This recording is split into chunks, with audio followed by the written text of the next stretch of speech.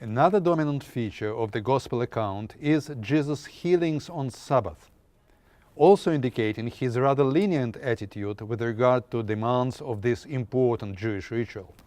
Here is a telling passage from Luke chapter 13, in which, as it seems, both the memory of Jesus' activity as a healer and the agenda of the Gospel writer are reflected. The healing activity is portrayed as taking place in the synagogue, and it is at the ruins of an ancient Galilean synagogue that we read the passage. Now he was teaching in one of the synagogues on the Sabbath. And there was a woman who had had a spirit of infirmity for 18 years. She was bent over and could not fully straighten herself. And when Jesus saw her, he called her and said to her, "Woman, you are freed from your infirmity."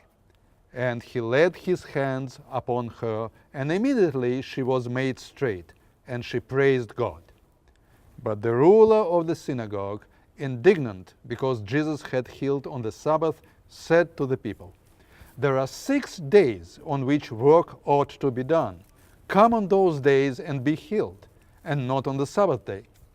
Then the teacher, the Lord, answered him, "You hypocrites, does not each of you on the Sabbath untie his ox or his ass from the manger and lead it away to water it? And ought not this woman, a daughter of Abraham, whom Satan bound for 18 years, be loosed from this bond on the Sabbath day?" As he said this, all his adversaries were put to shame, and all the people rejoiced at all the glorious things that were done by him. Luke, whom early Christian tradition believed to be a physician, shared with the reader not only the diagnosis, but also the history of the illness.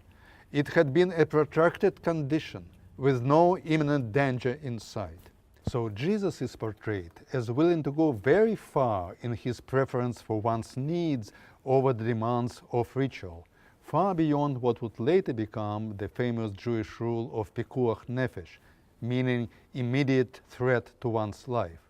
However, instead of simply proclaiming the validity of the good deed of healing on Sabbath day, Luke's Jesus is involved in a legalistic dispute of sorts.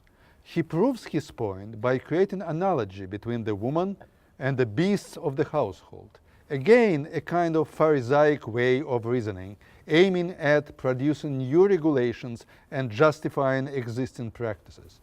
It seems also very important to the Gospel writer to emphasize that Jesus' way of interpreting Torah regulations were convincing to the people used to Pharisaic ways. See the end of the passage.